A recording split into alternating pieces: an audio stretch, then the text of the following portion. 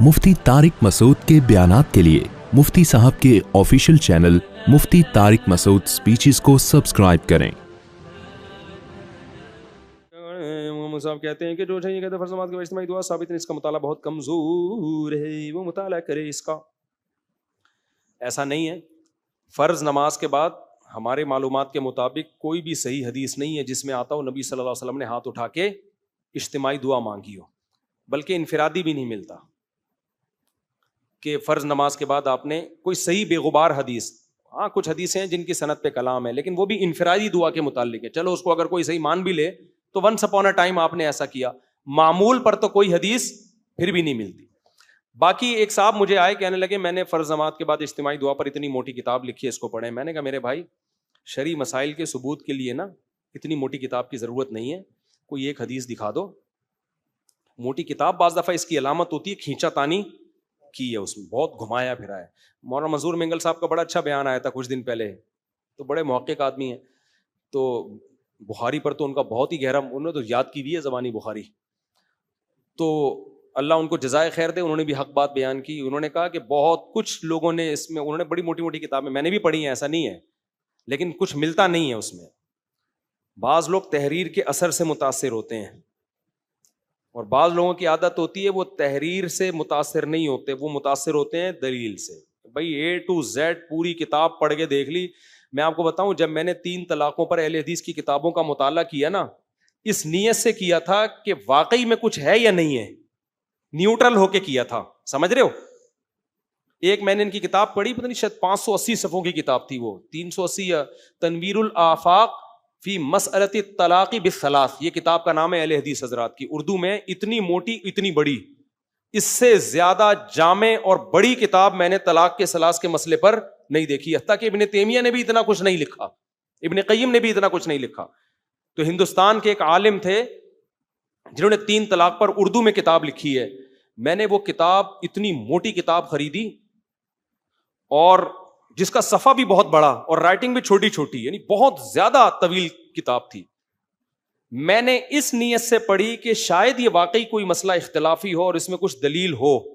A to Z पढ़ी है, उसके बाद मुझे अंदाजा हुआ कि कख भी नहीं है, ठीक है ना, सिवाय लफ्फाजी के और बात को दाएं बाएं घुमाने के, कुछ भी नहीं है। वो हजरत उमर को आखिर वक्त में निदामत हुई थी कि मैंने 3 तलाक को 3 करके, ये भी मैंने हदीस देखी जो इब्न क़य्यिम ने लिखी है। हदीस के जब अरबी अल्फाज देखे तो उसमें ऐसा कुछ था ही नहीं, अरबी अल्फाज का तर्जमा ही गलत किया हुआ था। और फिर वो सनद देखी तो वो सनद भी इंतहाई कमजोर, और उस पर जो इश्कालात होते हैं वो इश्कालात भी बहुत ज्यादा। देखो, नबी के पास ना एक खातून आई थी कि या रसूलल्लाह, मेरे शौहर ने मुझे माँ की पुश से तशबीह दे दी है, अरब में इसको तलाक समझा जाता था, तो बहुत रो रही थी। नबी ने फरमाया कि मैं कोई रुख्सत नहीं पाता। वो बार बार अल्लाह से दुआ मांगती थी, फिर ज़िहार की आयतें आसमान से नाजिल हुई कि ये कफ़ारा दे। इससे पता चलता है कि हराम बीवी को हलाल करने का हक अल्लाह ने मोहम्मद सल्लल्लाहु अलैहि वसल्लम को भी नहीं दिया था। कितना रोई है वो औरत, आपको जरा भी, आपने भाई ये तो अल्लाह की तरफ से। फिर अल्लाह ने आसमान से आयतें नाजिल की, क़द समी अल्लाहु क़ौल अल्लती तुजादिलुका फी ज़ौजिहा व तश्तकी इलल्लाह। अल्लाह ने उसका कलाम सुन लिया है, क्योंकि उन्होंने तलाक नहीं दी है, ज़िहार किया है, तो हराम नहीं हुई है, कफारा दे दे। तो पता चला कि हलाल बीवी को हराम करना, हराम को हलाल करना, ये अथॉरिटी किसके पास है? अल्लाह के पैगंबर के पास भी नहीं है।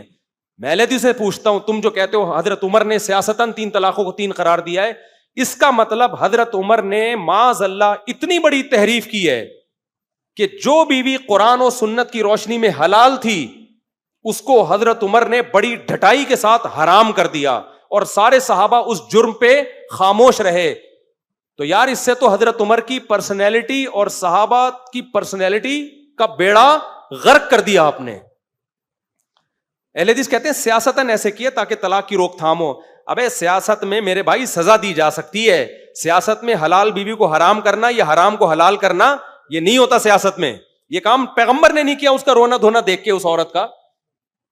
अल्लाह ने आसमान से आयतें नाजिल की है तो हुआ है। जो काम पैगंबर ने नहीं किया वो उमर करेंगे, और अगर उमर करेंगे तो पब्लिक छोड़ेगी? हजरत उमर ने हज तमत्तो पे पाबंदी लगाई कि नबी सल्लल्लाहु अलैहि वसल्लम ने हज जो किया ना, एक सफर में उमरा भी किया और हज भी किया।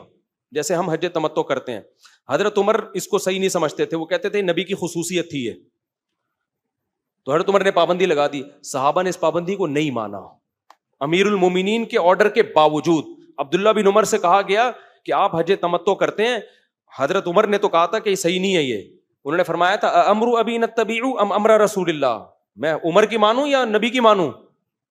صحابہ تو ایسے تھے میرے بھائی, انہوں نے فوراً کیا کیا, پیغمبر کی مانیں گے, عمر کی نہیں مانیں گے. اس بارے میں کسی صحابی نے نہیں مانا. سمجھتے ہو کہ نہیں سمجھتے؟ اور آج چاروں مذاہب میں یہی ہے کہ جب آپ عمرے پہ جاتے عمرہ بھی کرو اور حج بھی کرو. حضرت عمر کہتے ہیں ذاتی رائے تھی, اور اس میں بھی حضرت عمر کا مقصد اللہ رسول کی مخالفت نہیں تھی, ان کی نظر میں ایک تعویل تھی جو حضرت عثمان کی نظر میں تعویل تھی کہ بھائی نبی صلی اللہ علیہ وسلم نے ایک ہی سفر میں حج عمرہ اس لیے کیا کہ خوف کا دور تھا, دوبارہ عمرے کے لیے آنا مشکل تھا, تو وہ خاصیت تھی. اجتہادی معاملہ ہے, اس میں دو رائے ہو سکتی ہیں, لیکن 3 طلاق کو ایک کہنا, یہ ایک کو 3 کہنا, یہ اجتہادی کام بولو نہیں ہے. جبکہ حضرت عمر کو پتا بھی ہے کہ نبی کے دور میں 3 طلاق کے بعد بیوی حلال سمجھی جاتی تھی, اور عمر کہیں آج سے میں حرام کر رہا ہوں تاکہ لوگ طلاقیں نہ دیں. کوئی لاجک بنتی نہیں ہے اس چیز کی, صحیح ہے نا, کوئی لاجک اس کی بنتی نہیں ہے کہ آپ اس عورت کا بیڑا غرق کر رہے ہو, کسی اور کے لیے حرام تھی اس کے لیے حلال کر دیا, اس کے لیے حلال تھی اس پر حرام کر دیا.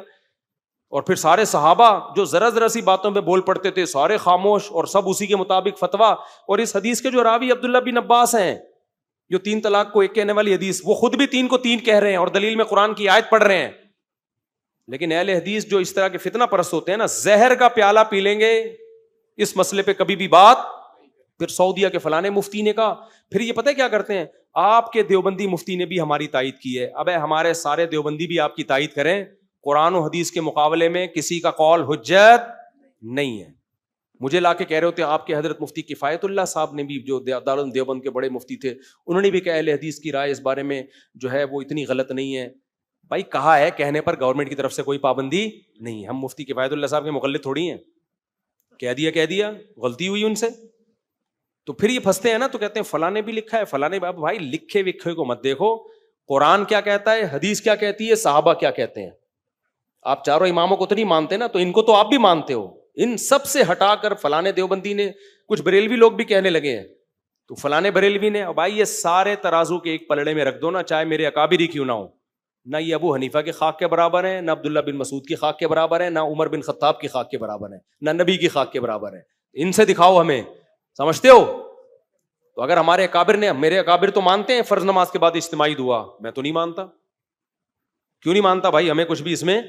تو ہمارے اکابر سے ہمیں عقیدت ہے, ان کے علم تقوی کی وجہ سے, اس بیس پہ نہیں ہے کہ وہ معصوم عن الخطا ہیں, ان سے کبھی کوئی غلطی ہو ہی نہیں سکتی. یہ ہمارا نظریہ اپنے پیر مفتی رشید احمد صاحب کے بارے میں نہیں ہے, تو آگے والے کے بارے میں کہاں سے ہوگا, ٹھیک ہے نا, ان کے بارے میں نہیں ہے تو واقعی کہاں سے.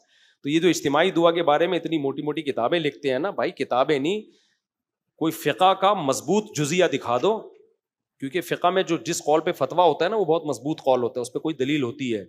تو ہمارے جو فقہ حنفی کی کتاب میں دکھا دو, وہاں بھی نہیں ہے. اس لیے نہیں ہے کہ حدیث میں نہیں ہے, فقہ تو قرآن و حدیث ہی سے نکالا گیا ہے نا, تو حدیث میں بھی نہیں ہے, وہاں بھی نہیں ہے.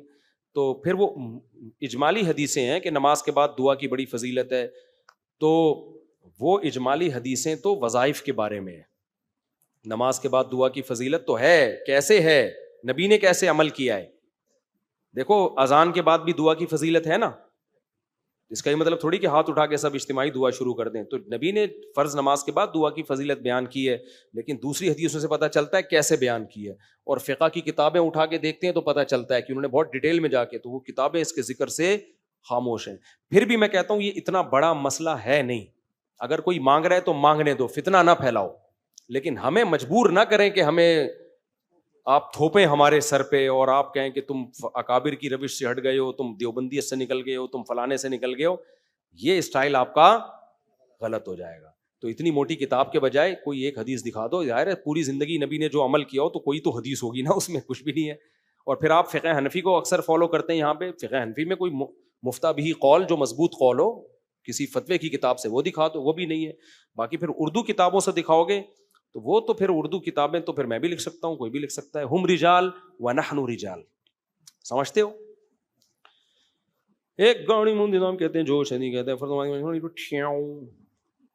آصف کا نام لے کے سوال کیا اللہ نے فرمایا کہ آج سعودی حکومت کافر مدینہ وزٹ ویزا سے سعودی حکومت جو کام کر رہی ہے وہ سعودی حکومت سے پوچھا کرو، مجھ سے نہ پوچھا کرو. سعودی حکومت کچھ غلط کر رہی ہوتی ہے، لوگ مجھ سے پوچھیں وہ کیوں غلط کر رہی ہے. بھائی میں غلط نہیں کر رہا، ان سے پوچھو جا کے. میں بلا وجہ ایک بیان کروں گا، ہمیشہ کے لیے حج عمرے پہ بھی مجھ پہ پابندی لگ جائے گی اور حکومت کی صحت پہ کوئی اثر نہیں پڑے گا. تو پھر آپ کہیں گے مفتی صاحب حق تو ڈنکے کی چوٹ پہ بیان کرنا چاہیے، تو کر دو. آپ ایک کلپ ریکارڈ کرواؤ بادشاہ کے خلاف، ڈنکے کی چوٹ پہ بیان کرو، فیس بک پہ خوب پھیلاؤ. اس کے بعد آپ کو ہمیشہ کے لیے سعودی حکومت کر دے گی ایگزٹ، پھر خود ہی جا کے ان کے پاؤں میں پڑے ہوئے ہوگے. تو وہ حق بیان کرو جس کا کوئی فائدہ ہو. تو نام لیے بغیر ہم بیان کرتے رہتے ہیں کہ یہ غلط ہے، یہ غلط ہے. جب نام لینے کا جہاں مسئلہ آئے گا اس میں بہت کچھ دیکھنا پڑتا ہے. سمجھتے ہو کہ نہیں سمجھتے؟ میں بیان کروں کہ بے حیائی غلط ہے، ٹھیک ہے. میں کہوں سعودی عرب میں جو فلاں کنسرٹ ہونے جا رہا ہے وہ محمد بن سلمان کروا رہا ہے، اس کی ایسی کی تیسی، ان کی یوں، تو فلانا، تو کنسرٹ کو تو کچھ بھی نہیں ہوگا. کنسرٹ پہ کوئی فرق نہیں پڑے گا. ہم جو تھوڑا سا اچھا کام کر سکتے تھے، اللہ اللہ کر لیتے تھے بیت اللہ کے غلاف کو پکڑ کے، اس سے بھی کیا ہو جائیں گے بھائی؟ محروم ہو جائیں گے. اچھا میرے بھائی، ساری دنیا کو پتہ ہے بے حیائی بری چیز ہے، اس میں کون سی ایسی بات ہے؟ کچھ امام حرم میں ایک نے ذرا سا بول دیا تھا بیچاروں کو، اس سے ہی معزول کر دیا انہوں نے حرم کی امامت سے ہی.